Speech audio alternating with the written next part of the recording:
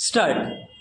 In dealing with the railway staff, I think there is no question of greater importance than that of assuring the Class 4 staff of a prospect of continuous advancement in proportion to their merit. Now, the Railway Inquiry Committee referred to this matter about 8 years ago. I scan the Railway Board's report every year in order to see what progress has been made in this matter and how far training has been provided for the staff and new avenues of promotion opened out to them. But I am disappointed year after year. I am therefore glad to learn that the Railway Minister is attending to this question. I have no time, sir, to refer to the recommendations of the Railway Inquiry Committee because I have got only 6.5 minutes more. But I should request him to place the recommendations of that committee and the estimates committee before the committee that he has appointed.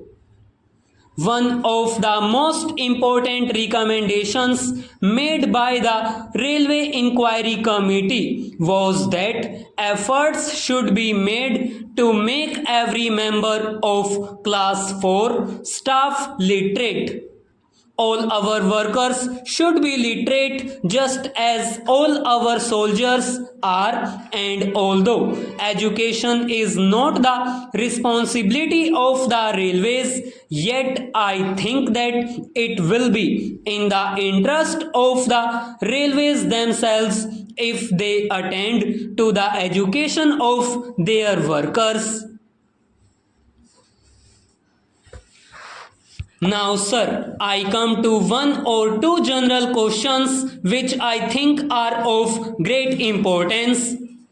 The burden on the railway board is increasing year after year. It has been increasing for 6 or 7 years almost now. Yet the size of the board remains what it was.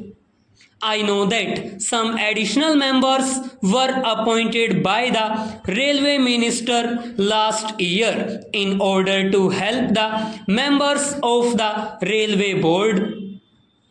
I personally do not think that this was a satisfactory method of dealing with the problem of increased work.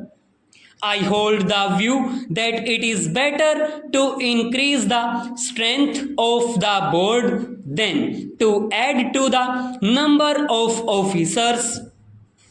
I should, however, like to know how far this experiment has succeeded. The Railway Minister has not said a word about it in his budget speech, although it is a matter of great importance. I should also like to know what the status of these additional members will be in the setup of the railways. Another question to which I would like to refer is that of decentralization. I referred to this question last year also, but I do not think the Railway Ministry has paid the slightest attention to this question. Railway plans threw a heavy amount of work on every officer or member of the railway board down to the divisional superintendent and the officers under him. Is it not necessary, therefore, to do two things? The first point that I would like to refer to is the need for seeing whether there is any work done now by the railway board that can be transferred to the general managers. can we throw greater responsibility on the general managers, allowing them to decide certain questions, even some important questions, instead of concentrating everything in the hands of the railway board? The policy of centralization may be necessary in certain respects, but I do not think that the extent to which it has been followed has been conducive to efficiency or to the development of the initiative of the general managers and the officers under them. The other question is this: is everything done now necessary? Or is there some work that is done at present that has been rendered unnecessary by the march of events? This clearly calls for a job analysis, and I think that the sooner this question is attended to, the better. Lastly, we should also see whether the quantum of work that a responsible officer has to deal with is such as he can cope up with efficiently. The work should not be so heavy as to prevent him from touring or giving some time to thinking out the new problems that are constantly presented to him in connection with the additional burden thrown on him. I think that this calls for a re-examination of the size of the railway zones, notwithstanding the divisionalization that has taken place in 3 more railway administrations.